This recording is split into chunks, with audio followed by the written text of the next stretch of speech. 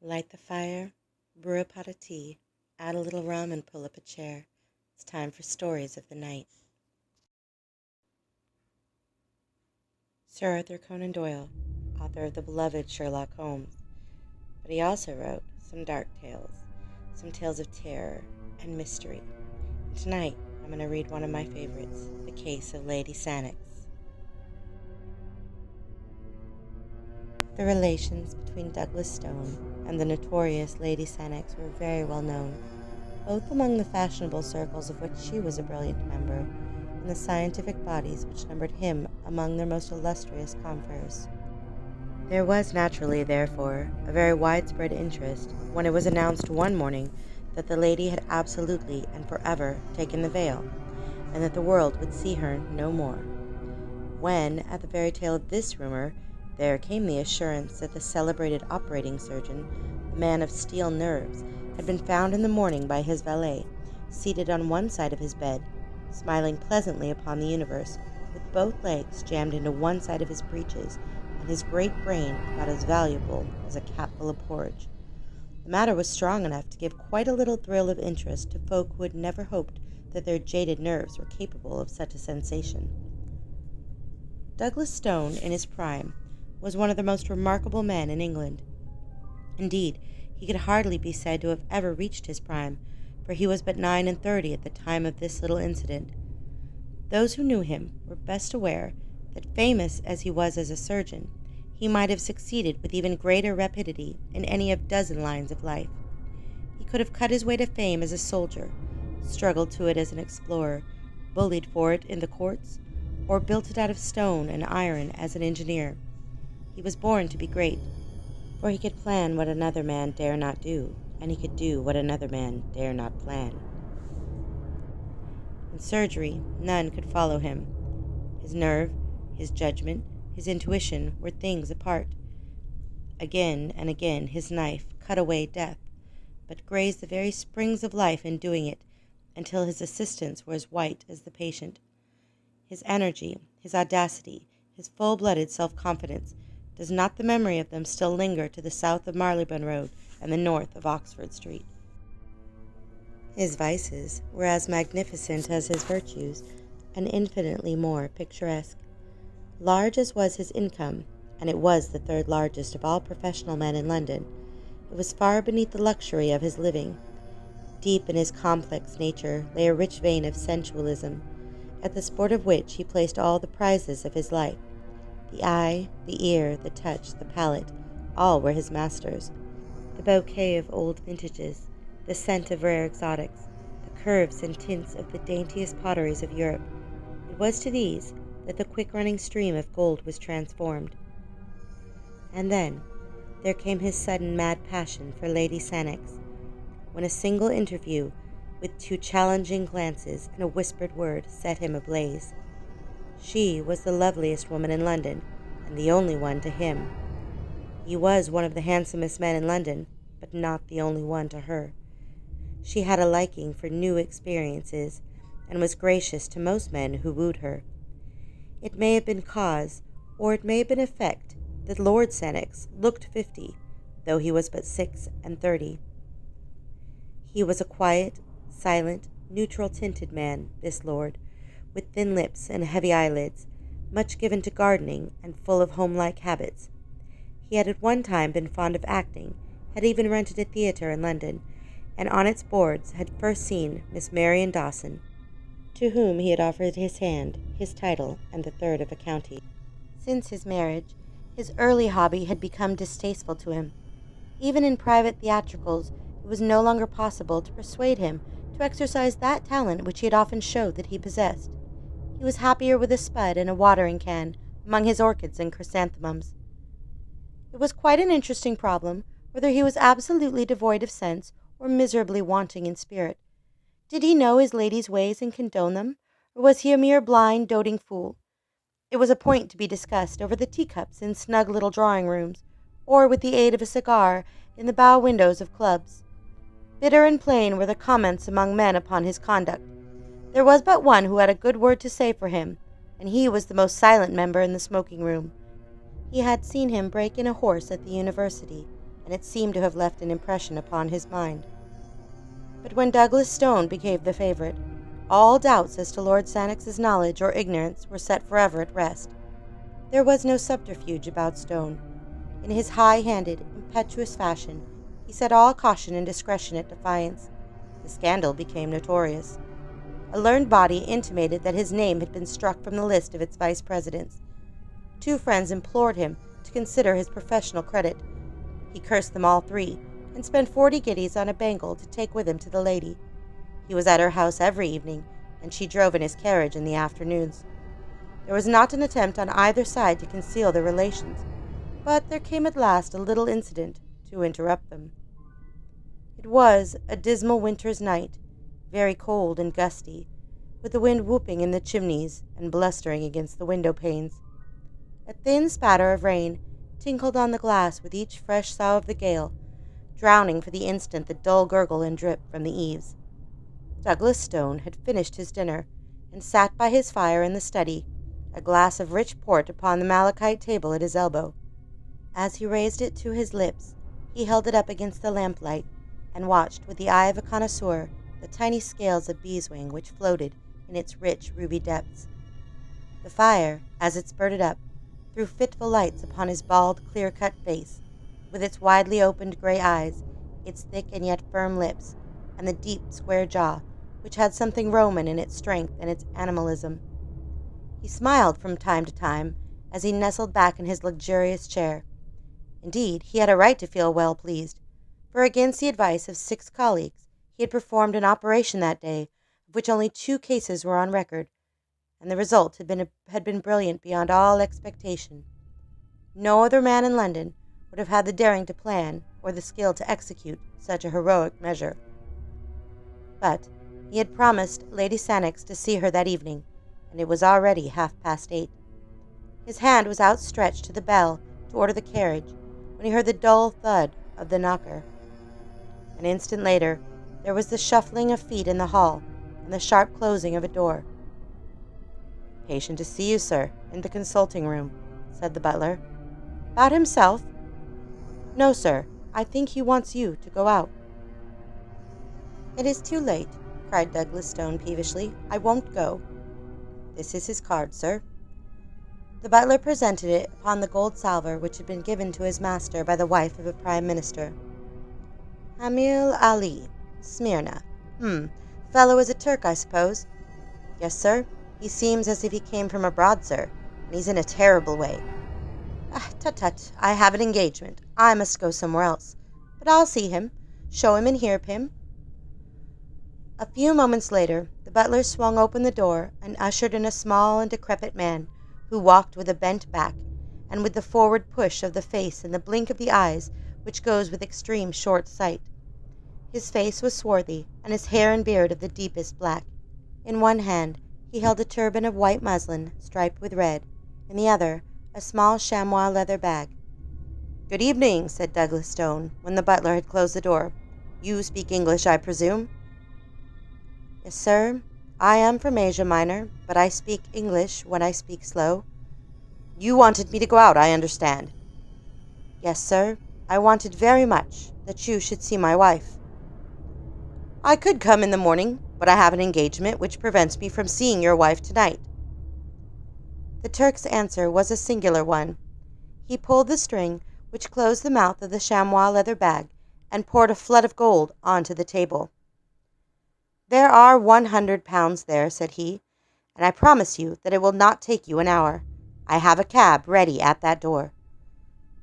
Douglas Stone glanced at his watch. An hour would not make it too late to visit Lady Sannox. He had been there later, and the fee was an extraordinarily high one. He had been pressed by his creditors lately, and he could not afford to let such a chance pass. He would go. "What is the case?" he asked. "Oh, it is so sad a one, so sad a one. You have not, perhaps, heard of the daggers of Almohades?" "Never." "Ah, they are Eastern daggers, of a great age and of a singular shape, with the hilt like what you call a stirrup. I am a curiosity dealer, you understand, and that is why I have come to England from Smyrna. But next week I go back once more." Many things I brought with me, and I have a few things left, but among them, to my sorrow, is one of these daggers." "You will remember that I have an appointment, sir," said the surgeon with some irritation. "Pray confine yourself to the necessary details." "You will see that it is necessary. Today my wife fell down in a faint in the room in which I keep my wares, and she cut her lower lip upon this cursed dagger of Almohades." "I see," said Douglas Stone, rising. "And you wish me to dress the wound?" "No, no, it is worse than that." "What then?" "These daggers are poisoned." "Poisoned?" "Yes, and there is no man, east or west, who can tell now what is the poison or what the cure. But all that is known I know, for my father was in this trade before me, and we have had much to do with these poisoned weapons." "What are the symptoms?" "Deep sleep, and death in 30 hours. "And you say there is no cure. Why then should you pay me this considerable fee?" "No drug can cure, but the knife may." "And how?" "The poison is slow of absorption. It remains for hours in the wound." "Washing, then, might cleanse it?" "No more than in a snake bite. It is too subtle and too deadly." "Excision of the wound, then?" "That is it. If it be on the finger, take the finger off. So said my father always. But think of where this wound is, and that it is my wife. It is dreadful." But familiarity with such grim matters may take the finer edge from a man's sympathy. To Douglas Stone, this was already an interesting case, and he brushed aside as irrelevant the feeble objections of the husband. "It appears to be that or nothing," said he brusquely. "It is better to lose a lip than a life." "Ah, yes, I know that you are right. Well, it is kismet, and it must be faced. I have the cab, and you will come with me and do this thing." Douglas Stone took his case of bistouries from a drawer and placed it with a roll of bandage and a compress of lint in his pocket. He must waste no more time if he were to see Lady Sannox. "I am ready," said he, pulling on his overcoat. "Will you take a glass of wine before you go out into this cold air?" His visitor shrank away, with a protesting hand upraised. "You forget that I am a Mussulman and a true follower of the Prophet," said he. "But tell me, what is the bottle of green glass which you have placed in your pocket?" "It is chloroform." "Ah, that also is forbidden to us. It is a spirit, and we make no use of such things." "What? You would allow your wife to go through an operation without an anesthetic?" "Ah, she will feel nothing, poor soul. The deep sleep has already come on, which is the first working of the poison, and then I have given her of our Smyrna opium. Come, sir, for already an hour has passed." As they stepped out into the darkness, a sheet of rain was driven in upon their faces. Pym, the butler, pushed the heavy door to, straining hard with his shoulder against the wind, while the two men groped their way toward the yellow glare which showed where the cab was waiting. An instant later they were rattling upon their journey. "Is it far?" asked Douglas Stone. "Oh, no. We have a very quiet little place off the Euston Road." The surgeon pressed the spring of his repeater and listened to the little tings which told him the hour. It was 9:15. He calculated the distances and the short time which it would take him to perform so trivial an operation. He ought to reach Lady Sannox by 10 o'clock. Through the fogged windows he saw the blurred gas lamps dancing past, with occasionally the broader glare of a shop front. The rain was pelting and rattling upon the leathern top of the carriage, and the wheels swashed as they rolled through puddle and mud. Opposite to him, the white headgear of his companion gleamed faintly through the obscurity. The surgeon felt in his pockets and arranged his needles, his ligatures, and his safety pins, that no time might be wasted when they arrived. He chafed with impatience and drummed his foot upon the floor. But the cab slowed down at last and pulled up. In an instant Douglas Stone was out, and the Smyrna merchant's toe was at his very heel. "You can wait," he said to the driver. It was a mean-looking house in a narrow and sordid street. The surgeon, who knew his London well, cast a swift glance into the shadows, but there was nothing distinctive, no shop, no movement, nothing but a double line of dull, flat-faced houses, a double stretch of wet flagstones which gleamed in the lamplight, and a double rush of water in the gutters which swirled and gurgled toward the sewer gratings. The door which faced them was blotched and discolored, and a faint light in the fan pane above it seemed to show the dust and grime which covered it. Above, in one of the bedroom windows, there was a dull yellow glimmer. The merchant knocked loudly, and, as he turned his dark face toward the light, Douglas Stone could see that it was contracted with anxiety. A bolt was drawn, and an elderly woman with a taper stood in the doorway, shielding the thin flame with her gnarled hand. "Is all well?" gasped the merchant. "She is as you left her, sir." "She has not spoken?" "No, she is in a deep sleep." The merchant closed the door, and Douglas Stone walked down the narrow passage, glancing about him in some surprise as he did so. There was no oilcloth, no mat, no hat rack. Deep gray dust and heavy festoons of cobwebs met his eyes everywhere. Following the old woman up the winding stair, his firm footfall echoed harshly through the silent house. There was no carpet. The bedroom was on the second landing. Douglas Stone followed the old nurse into it, with the merchant at his heels. Here, at least, there was furniture, and to spare. The floor was littered, and the corners piled with Turkish cabinets, inlaid tables, coats of chainmail, strange pipes, and grotesque weapons. A single small lamp stood upon a bracket on the wall. Douglas Stone took it down, and picking his way among the lumber, walked over to a couch in the corner, on which lay a woman dressed in the Turkish fashion, with yashmak and veil. The lower part of the face was exposed, and the surgeon saw a jagged cut which zigzagged along the border of the underlip. "You will forgive the yashmak," said the Turk. "You know our views about women in the East." But the surgeon was not thinking about the yashmak. This was no longer a woman to him. It was a case. He stooped and examined the wound carefully. "There are no signs of irritation," said he. "We might delay the operation until local symptoms develop." The husband wrung his hands in uncontrollable agitation. "Oh, sir, sir," he cried, "do not trifle. You do not know. It is deadly. I know, and I give you my assurance that an operation is absolutely necessary. Only the knife can save her." "And yet I am inclined to wait," said Douglas Stone. "That is enough," the Turk cried angrily. "Every minute is of importance, and I cannot stand here and see my wife allowed to sink. It only remains for me to give you my thanks for having come, and to call in some other surgeon before it's too late." Douglas Stone hesitated. To refund that £100 was no pleasant matter. But of course, if he left the case, he must return the money.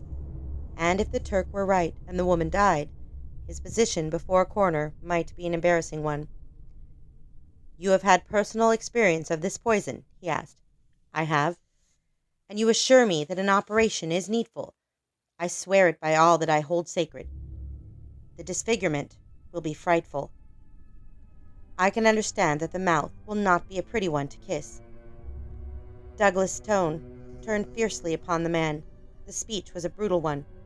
But the Turk had his own fashion of talk and of thought, and there was no time for wrangling. Douglas Stone drew a bistoury from his case, opened it, and felt the keen, straight edge with his forefinger. Then he held the lamp closer to the bed. Two dark eyes were gazing up at him through the slit in the yashmak. They were all iris, and the pupil was hardly to be seen. "You have given her a very heavy dose of opium." "Yes, she has had a good dose." He glanced again at the dark eyes, which looked straight at his own. They were dull and lusterless, but even as he gazed, a little shifting sparkle came into them, and the lips quivered. "She is not absolutely unconscious," said he. "Would it not be well to use the knife while it will be painless?" The same thought had crossed the surgeon's mind. He grasped the wounded lip with his forceps, and with two swift cuts he took out a broad V-shaped piece. The woman sprang up on the couch with a dreadful gurgling scream. Her covering was torn from her face. It was a face that he knew. In spite of that protruding upper lip and that slobber of blood, it was a face that he knew. She kept on putting her hand up to the gap and screaming. Douglas Stone sat down at the foot of the couch with his knife and his forceps. The room was whirling around, and he had felt something go like a ripping seam behind his ear. A bystander would have said that his face was the more ghastly of the two. As in a dream, or as if he had been looking at something at the play, he was conscious that the Turk's hair and beard lay upon the table. and that Lord Sannox was leaning against the wall with his hand to his side, laughing silently. The screams had died away now, and the dreadful head had dropped back again upon the pillow, but Douglas Stone still sat motionless, and Lord Sannox still chuckled quietly to himself. "It was really very necessary for Marian, this operation," said he. "Not physically, but morally. You know, morally." Douglas Stone stooped for yards and began to play with the fringe of the coverlet. His knife tinkled down upon the ground, but he still held the forceps and something more. "I had long intended to make a little example," said Lord Sannox suavely. "Your note of Wednesday miscarried, and I have it here in my pocketbook. I took some pains in carrying out my idea. The wound, by the way, was from nothing more dangerous than my signet ring." He glanced keenly at his silent companion and cocked the small revolver which he held in his coat pocket. But Douglas Stone was still picking at the coverlet. "You see, you have kept your appointment after all," said Lord Sannox. And at that, Douglas Stone began to laugh. He laughed long and loudly. But Lord Sannox did not laugh now. Something like fear sharpened and hardened his features. He walked from the room, and he walked on tiptoe. The old woman was waiting outside. "Attend to your mistress when she wakes," said Lord Sannox. Then he went down to the street. The cab was at the door, and the driver raised his hand to his hat. "John," said Lord Sannox, "you will take the doctor home first. He will want leading downstairs, I think. Tell his butler that he has been taken ill at a case." "Very good, sir." "Then you can take Lady Sannox home." "And how about yourself, sir?" "Oh, my address for the next few months will be Hotel di Roma, in Venice. Just see that the letters are sent on. And tell Stevens to exhibit all the purple chrysanthemums next Monday, and to write me the result."